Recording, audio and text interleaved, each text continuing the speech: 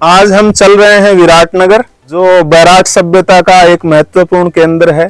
वहां बीजक की पहाड़ी पर बौद्धकालीन स्तूप और चैत्य मिले हैं। भाब्रू शिलालेख भी मिला है बैराट से। एक उत्तर वैदिक कालीन संस्कृति और सभ्यता का स्थल भी है बैराट, और महाभारत में भी बैराट का उल्लेख किया गया है। तो आज हम बैराट चलकर ही देखेंगे कि आखिर क्या छुपा हुआ है बैराट में। बीजक की पहाड़ी पर हमें क्या देखने को मिलेगा, ये मैं आपको चलकर बताऊंगा। आप मेरे साथ बने रहना अंतिम समय तक।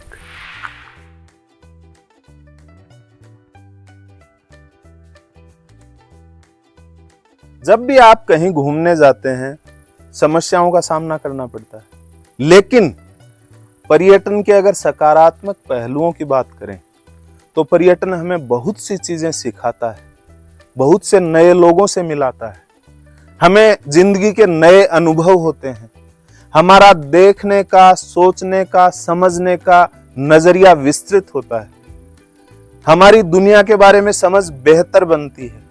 हम वहां की प्रकृति से, वहां के लोगों से तादात्म्य या सामंजस्य बिठाना सीखते हैं। हमारी सामाजिक समझ में बढ़ोतरी होती है, हमारी सांस्कृतिक बुद्धि में पैनापन आता है। पर्यटन के समक्ष एक बड़ी चुनौती है। हम और आप सारे लोग जब पर्यटक के रूप में कहीं जाते हैं तो अपने फुटप्रिंट अवश्य छोड़कर आते हैं। सस्टेनेबल टूरिज्म या सतत पर्यटन जिसे कहते हैं, वो इस समय की सबसे बड़ी जरूरत है। और हम सब के समक्ष ये चुनौती है कि कैसे हम सतत पर्यटन को बढ़ावा दें। इसके लिए हमें व्यक्तिगत स्तर पर प्रयास करने की जरूरत है।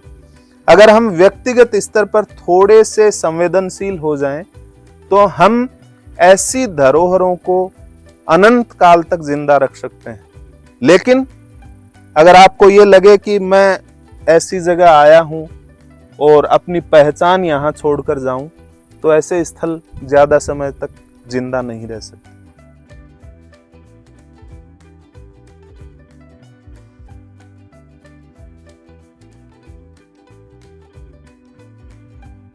बैराट या विराटनगर के ऐतिहासिक महत्व को, पुरातात्विक महत्व को देखते हुए भारत सरकार ने 1951 में इस स्थल को पुरातात्विक महत्व का स्थल घोषित कर दिया था। इस स्थल पर अगर आप आते हैं तो किसी भी प्रकार से अगर आप यहाँ नुकसान पहुंचाते हैं तो आपको दंड दिया जा सकता है। इसलिए जब भी आप ऐसे पुरातात्विक महत्व के स्थलों का दौरा करें, वहां घूमने जाएं, तो इस बात का ख्याल अवश्य रखें, क्योंकि ये हमारी ऐतिहासिक और सांस्कृतिक धरोहर हैं, और इन धरोहरों को बचाकर रखना हम सबकी सामूहिक जिम्मेदारी है, और हमें इस जिम्मेदारी को गंभीरता से निभाना चाहिए।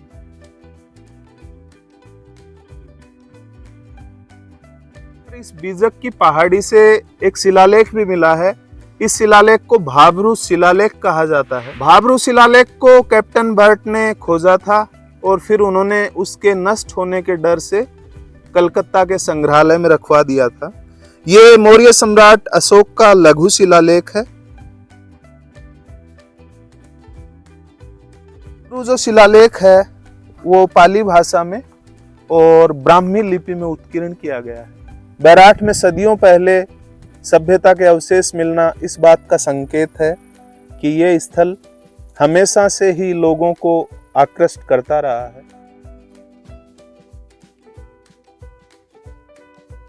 बैराट में उत्तर वैदिक कालीन सभ्यता के अवशेष मिले हैं, जिसे दयाराम साहनी ने खोजा था या कहें उत्खनन किया था। इसके साथ साथ यहाँ बौद्ध धर्म से संबद्ध बहुत से साक्ष्य मिले हैं।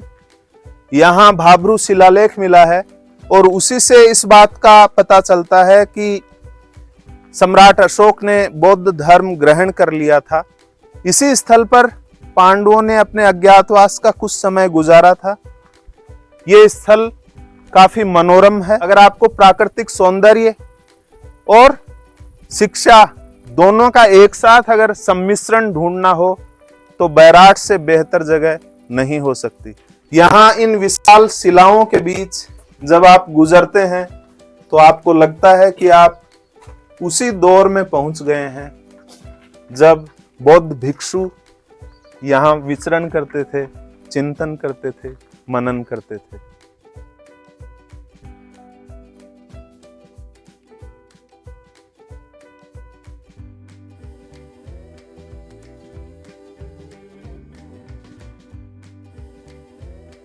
जब आप किसी भी स्थल पर घूमने जाते हैं, जब तक आप वहां नहीं पहुंचते हैं तो आपको कुछ कष्ट सहन करना पड़ता है।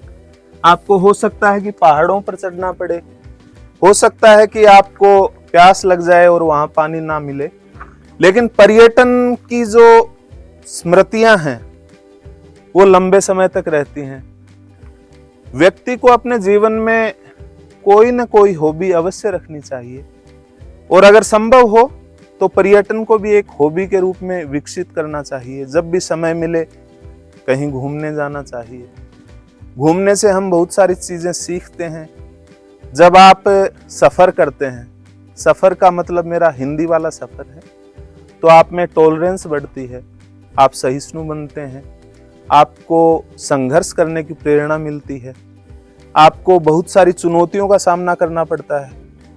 आप उस समय स्वयं की सहायता के लिए केवल खुद होते हैं। तो ये चीजें हमें व्यावहारिक जीवन में बहुत कुछ सिखाती हैं।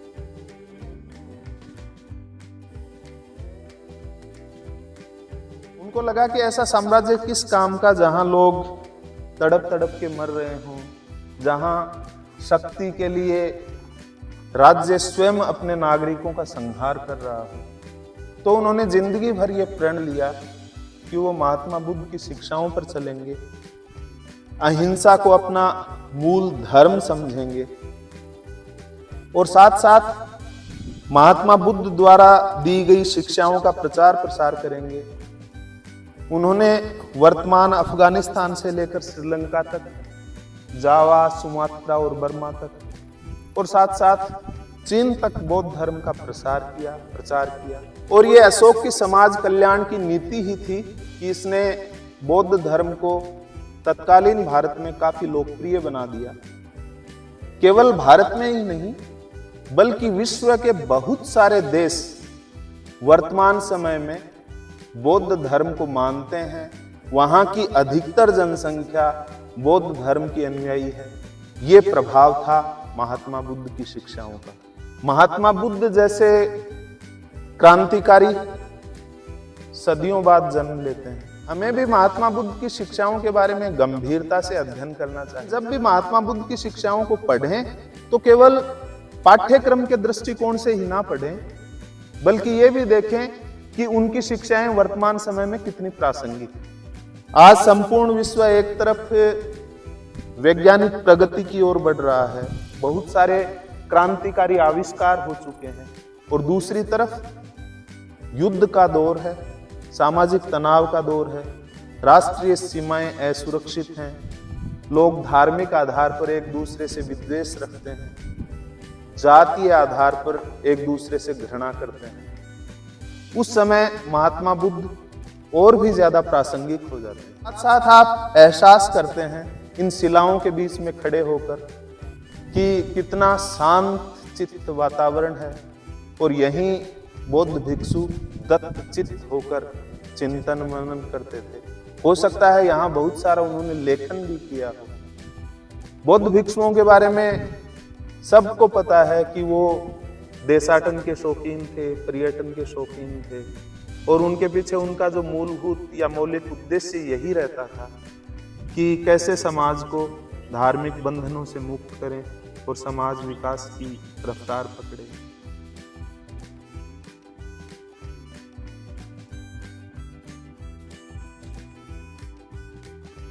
विराटनगर के बारे में ये मान्यता है राजा विराट ने बसाया था, जिनको महाभारत कालीन शासक माना जाता है। पांडवों ने भी अपना कुछ समय अज्ञातवास के दौरान बैराट या विराटनगर में बिताया था। ये जो स्थल है ये बीजक की पहाड़ी पर स्थित है, और अगर जयपुर शहर से इसकी दूरी की बात करें तो लगभग 80 किलोमीटर दूर ये स्थल जहां मैं इस समय खड़ा हुआ हूं। विराटनगर से 1 किलोमीटर पहले आपको दाईं तरफ घूमना है, 1-1.5 किलोमीटर चलते हैं तो वहां से इस बीजक की पहाड़ी के लिए सीढ़ियां शुरू होती हैं।